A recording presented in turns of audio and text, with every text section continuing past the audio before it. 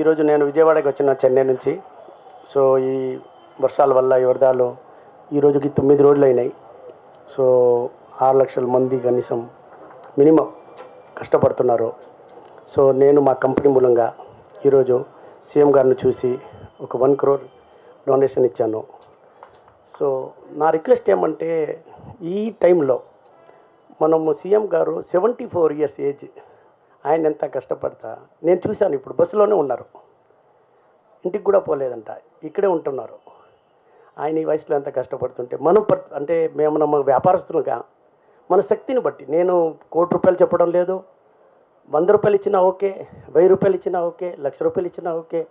వాళ్ళ శక్తికి ఈ టైము మన ప్రభుత్వానికి, మన ప్రజలకి చాలా చాలా అవసరము. మన అందరు నిలబడాలి, తెలియాలి మనం అందరం ఒకటే అని చెప్పి. ఈ టైంలో అందరూ సాయం చేస్తే చాలా బాగుంటుంది. లిమిట్ని బట్టి చేయండి. నేను ఏం మీకు మళ్ళీ ₹1 కోటి ఇమ్మనో 10 కోట్లు ఇమ్మనో, మీ శక్తి ఎంత ఉందో అంత ఇవ్వండి. ఈరోజు చాలామందికి ప్రజలకి చాలా అవసరం, వాటర్ కానీ ఫుడ్ కానీ. ఈరోజు దాకా కూడా కొంచెం కొన్ని ఏరియాల్లో నీళ్లు తగ్గలేదు ఇంకా. సో గవర్నమెంట్ చేస్తూనే ఉంది, కానీ మనం కొంచెం సాయం చేస్తే ఈ ప్రాబ్లం నుంచి తొందరగా బయటపడతాము, అందరు కలిసి చేస్తాము. ఇది నాకు హృదయపూర్వకంగా అందరికీ రిక్వెస్ట్. మీరు కూడా చేయండి, ముందరికి రండి, మీ శక్తిని బట్టి ఇవ్వండి, మీ శక్తిని బట్టి ఇవ్వండి. నేను చెప్తా ఉంటాను కదా, డబ్బులు ఊరికని రావు. ఈ టైంలో మీరు చేయండి, నిజంగా డబ్బులు ఊరికని రావు. ఈ సాయం చేయకపోతే మనం సంపాదించేది వేస్ట్. ఈ టైంలో మనం నిలబడాలి, మనం చేయాలి. నేను కరోనా టైం వచ్చినప్పుడు కూడా చాలా స్టేట్లో చేశాను, ఆంధ్ర కూడా చేశాను, తెలంగాణ చేశాను, అట్నే తమిళనాడు కూడా చేశాను. ప్రతిసారి కష్టాల్లో మనం నిలబడితేనే దానికి ఒక అర్థం ఉంది, మనం సంపాదించేది. లేదంటే ఏం అర్థం లేదు.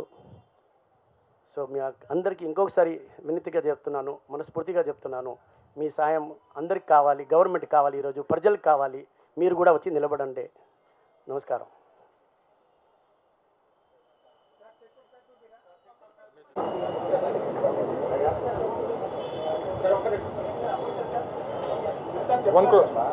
చెప్తా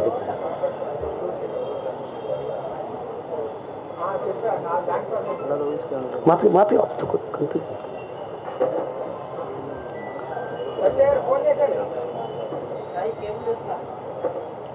ఓకే సార్.